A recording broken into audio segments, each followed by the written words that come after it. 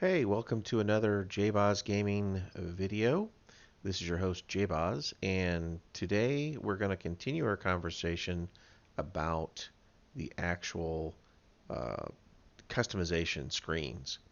There was one screen that I did not cover in the previous training video, and the reason that I didn't cover that is the screen is got such a large amount of information that I didn't want the customizations video to be just one video, and it would be way too big for probably anyone to really care to sit through in one setting. So I broke this into two, and that's why we're going through the detailed customization screen that is somewhat hidden, and some people don't even know about it.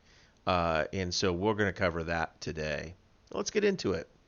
So again, we're going to use World War II as our primary guide as far as a game mode. We're going to go into the main World War II garage. We're going to pick the X button on any tank. It doesn't matter right now. We're going to bring up the customization screens. And we're going to actually, well, we can pick one of two tabs. We can pick the Armor View tab, or we can pick the Module Viewer tab. Either one of these will give us the options to drill further down into the customization detail. So as I had mentioned in the previous video, there's multiple customization screens. We went through all of them in the previous video. But what I'm going to do now is I'm going to use the right bumper, and I'm going to kind of tab over, if you will, to the Armor Viewer. Or the quickest way to do this is my preferred way is when you come into the customization screen, use the left bumper to kind of get to the module viewer. And then there's an option at the bottom of both of these screens that says detailed stats. It's the Y button. And when you hit the Y button, it brings up another screen that is very, very helpful in World of Tanks. So let's dig into this. All right, so for this particular tank, it gives the name of the tank. It gives what country it's associated with. It also has its flag over here on the right. It will tell you what category this tank is, light tank, and it's not just showing you by symbol. It's telling you now. This is a United Kingdom associated tank. This tank is a light tank. Guess what? It is a tier 4 tank. So it's pretty nice that they've kind of included this all in one line, because this tells you a lot of what the symbols are telling you on other pages, like those tank cards and other things that we've been talking about. Well, now they just flat out tell you, which I think is appreciated. So also on here is basically all of the stats for this particular tank. And we're going to start from the left and work our way to the right, kind of moving down and starting again at the top of column. So the first column here, we have horsepower. This is the horsepower of your tank. The higher this number, the stronger the engine. Think of it that way. So if you have a high horsepower tank, it gets up to speed quicker. It might be able to push other tanks around depending on the tank's weight and so on. But this is your engine power. Moving on down, you've got top forward speed. This is how fast you go straight ahead. And you've got top reverse speed, how fast you go backing up. So this is always given in kilometers per hour. This tank goes 80 kilometers per hour, excuse me, and it backs up at 20 kilometers per hour. The hull rotation, the hull is the bottom part of your tank. That's what your tracks are connected to. It's also what your turret sits atop. And so your hull rotation is how quickly you can turn your hull around. And so this is always in degrees per second. And the higher this is, the faster that tank spins its hull. So for tanks like the Hetzer and the fixed turreted tanks that don't really have a turret on top, hull rotation is very, very important. And so you can find exactly what that is here. The next, when something is kind of scrolling like this, that just means that not all of it fits within the given space for that particular label in the column.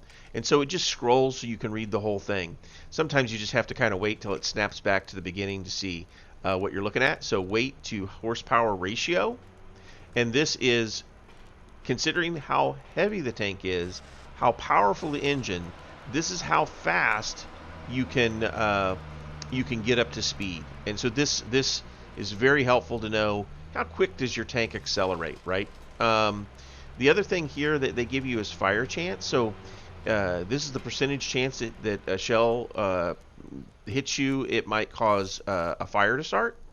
And the higher the percentage, the more chance you have of being set on fire. And that's when we start to talk about consumables like fire extinguishers and other things for tanks that have a high fire chance.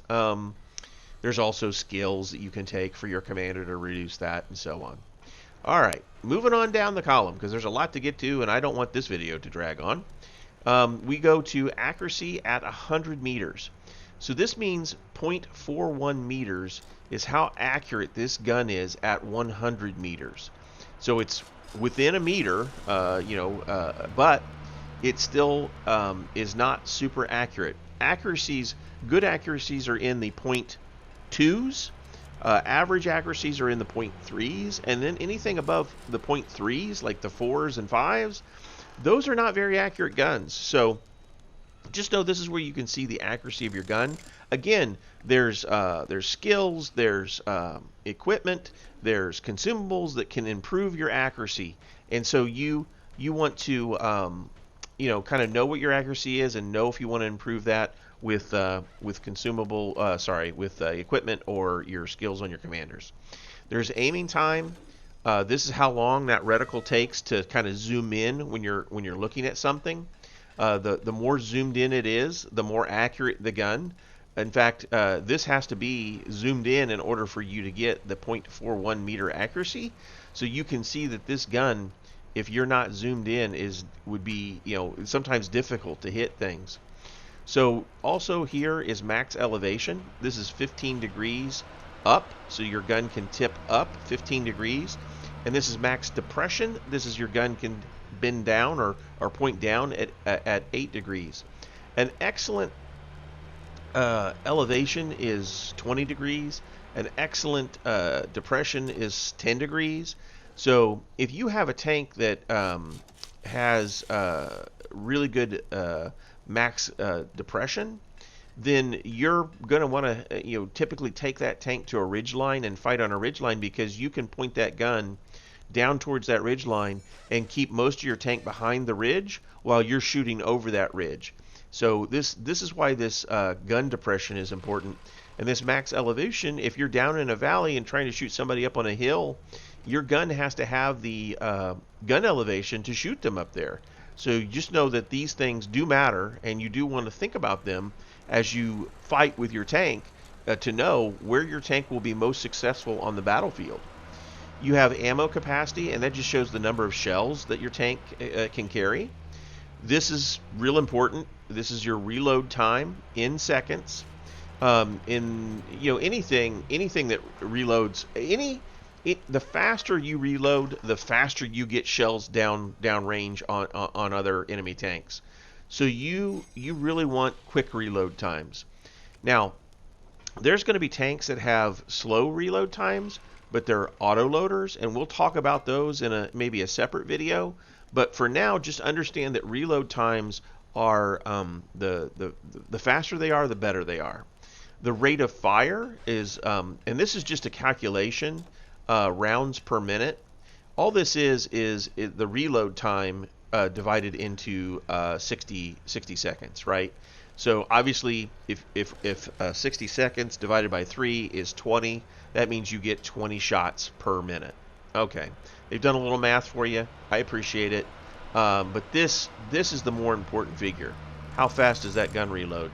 This is helpful, and this really kind of helps you determine what your average damage per minute is, called DPM.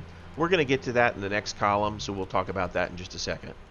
Shots per clip. This has one clip, so it's only one shot, or it only has one shot in its clip, and so it's just a single loader, okay? Sometimes you'll have a tank that has multiple shots per clip, and it will have an additional reload time between shots in that clip, and then it'll have a total reload time to completely reload your clip. And then there's even more advanced concepts than that, which we won't get into in this video. But yeah, this is important to just note that you have a single shot on this tank. Interclip reload again is when you have a multi-shot clip, and it gives you that reload time in between each one of those shells that you can shoot out of that clip. All right, so going on to the next column, this is your pin values. And the reason this is even better than what they give you in the overall is it shows you not only what you'll pin by the shell type, but at distance. So for example, when you look at that overall screen, it only shows you the pin at 100 meters. Well, now you can see, look, that pin goes down at 500 meters, 1,000 meters, or 2,000 meters, right? Unfortunately, this tank doesn't shoot over or that far out, so that it just doesn't matter. But the point is, this gives you a lot more information about how your shells will pin at distance. So, just having this information is very, very helpful. And again, this is broken down by the shell types that you shoot, maybe standard, APCR, and HE shells accordingly. This is always in millimeters. Again, this would be overmatching that enemy tank's armor. All right, so moving on down, we get to, and I'm going to let this snap back so you can actually read it along with me, but this is your DPM, your average DPM per minute. And this kind of just gives you an overall sense of how much damage you can put out with this tank. Solid tanks, or what's considered good tanks, generally have, or put out over 2,000 hit points per minute. Means that they have a good rate of fire. They can do a lot. You can do enough damage to be effective in the battle. Now, there are light tanks that don't do 2,000 HP per minute. That doesn't mean that those tanks are bad. They are not. They are not bad. They're actually good tanks. It's just that you're not going to win the fight with your gun all the time with a light tank, right? And so those don't always, the advantage of those tanks aren't always the gun. But as you can see here, this tank is a light tank, but it has a really good damage per minute. So it does stand out when you see something like this. And then, of course, it breaks down that damage by, well, how much damage do you do to the tank itself? Well, by shell, it shows you, we do 110 hit point damage to armor. And then if we hit a module, we do 100 hit points to a module. And then we also have a blast radius for certain types of ammo. And again, we'll do a separate video on ammo. I get it. We haven't gotten there yet, at least in this serial progression of training. But we'll get there, and I'm going to talk about ammo and which ammo has a splash radius. But some do, and you can see that here, and it will be illustrated, just kind of what range that ammo has. Keep moving down this column, ammo max speed. Now, why this is important is the faster you can reload, the faster you can get that shell downrange to that enemy, the more successful you're going to be most of the time. The reason being, if you shoot a slow shell, then it takes longer for that shell to leave your barrel to get to the enemy. Now think about that. That means that you have to lead that target more. You more than likely will be less accurate with that because it's hard to judge or range how much lead time you need.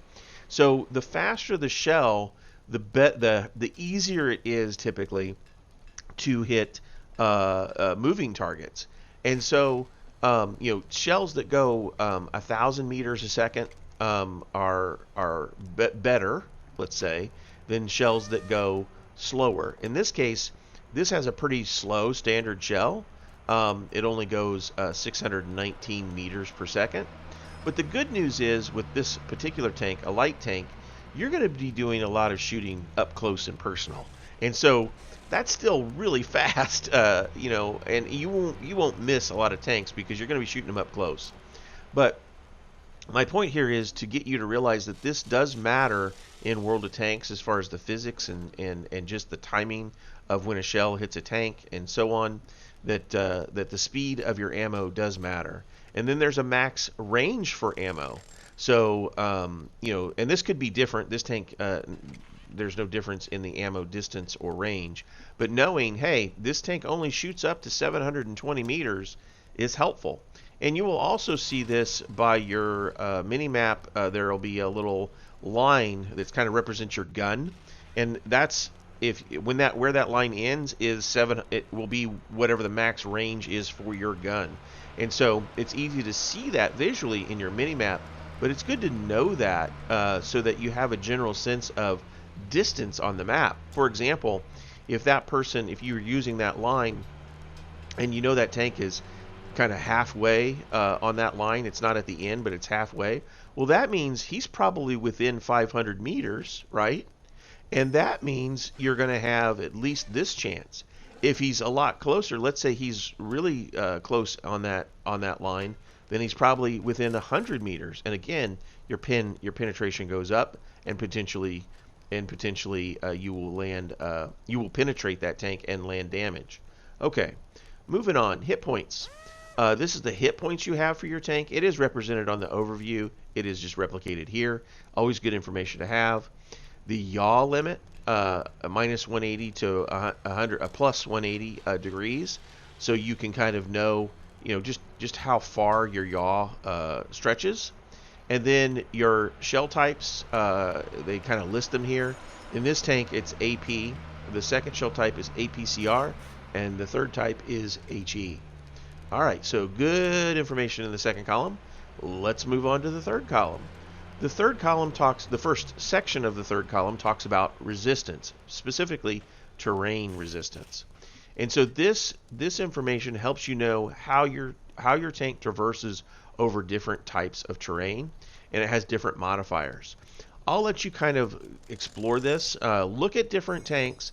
Look and see what tanks traverse over what types of terrain more easily. And as you do that, you'll become more aware on the battlefield where your tank might have an advantage over other tanks by the terrain that you're traversing. And then kind of moving down, we get into your concealment numbers. So in this first one, it's detectability range, still concealment.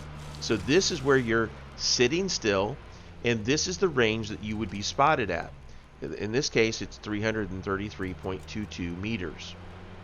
Now, there's also a separate stat for detectability range while moving. This is while your tank's moving. This tank has really good concealment while moving because it is not different than its still concealment. Most tanks will have a different number for their moving concealment than they do for their still concealment. All right, you can improve this by, there's certain equipment, there's certain skills, and I'm not thinking off the top of my head, but I don't think any consumables maybe improve this, but you can certainly improve this by some of the things that you can put on your tank. Camouflage, for example, in your appearance, when you do your loadout of your tank in the customization screen, you can improve this a little bit as well. All right, kind of continuing on, here's the view range. So here's where you see them. This tank has 370 meters of view range. And again, this can be improved by putting on equipment and skills and so on from upgrading your tank.